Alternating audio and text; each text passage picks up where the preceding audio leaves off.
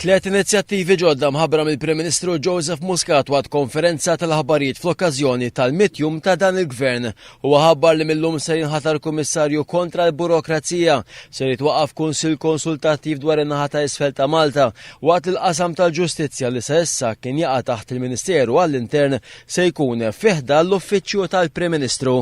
Joseph Muscat ħabbar li l-kummissarju ġdid kontra l-burokrazija se jkun il-membru parlamentari tan-naħa tal-Gvern Michael Falzon kif hija priorità għal dan il-Gvern li kif wieħed fil-manifest elettorali jaqta' 25% tal-burokrazija. Il-Prim Ministru Muscat beda l-konferenza tal-aħbarijiet billi semma l-mod tranquill li biħsaret it-tranzizzjoni ta' dan il-Gvern ta' minkejja li l-Partit Nazzjonalista beda jbeżża li l-bidla fil-Gvern se ġib magħha xi katastrofi. Joseph Muscat elenka 4 miri kbar li dal-Gvern beda jaħdem fuqhom mill-ewwel ġranet tiegħu fit-tmexxija tal-pajjiż.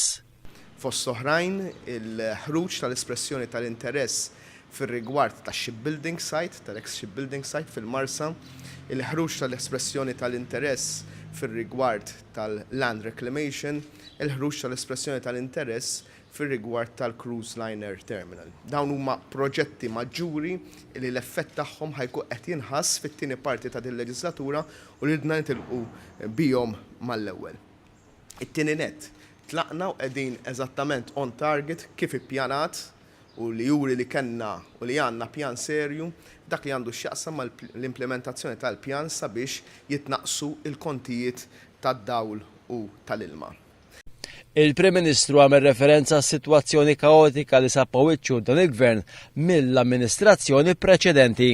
Tenna li Gvern Nazzjonalista kien waqaf jiffunzjona fl-aħħar sena tiegħu u deċiżjonijiet importanti ma baqgħux jittieħdu.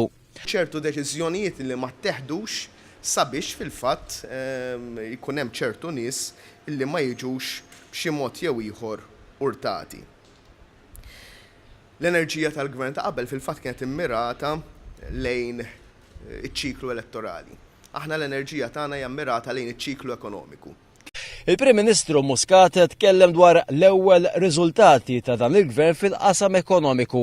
Fost l-oħrajn semma indikazzjonijiet pożittivi illi dal-Gvern beda jaraf jidħol il-qasam tax-xogħol. Azzjonijiet huma pereżempju dwar l-unemployment illi dan huwa nieżel, illi wara sena pratikament bil-qatt jiżdied dan reġa' beda jonqos. Dan il-Gvern ser jibqa' ma' kuljum li jgħaddi ffukati li jraħħas il-kontijiet u joħloq xogħol ta' kwalità aħjar. Hawnhekk ħabbar li fi żmien li ġej il-Gvern se jkun qed jippreżenta numru ta' proposti fl-MCSD biex tkun miġġielda bis-serjetà il-problema ta' xogħol prekarju. Joseph Muscat semma l-qasam tas-saħħa settur li minkejja l-importanza tiegħu dal-Gvern sabu fi stat diżastruż. Kien għalhekk li fl-aħħar jiem wara parir tal-Ministru għas-Saħħa Godfrey Farrugia, il-Gvern ħatar l-eks Kummissarju Ewropew John Dalli biex jgħin fil-miri tal-Isptar Mater Dei biex fost oħrajn tissaħħaħ il-kura primarja, jitjieb is-servizz tal-emerġenza u jonqsu il-mediċini out of stock.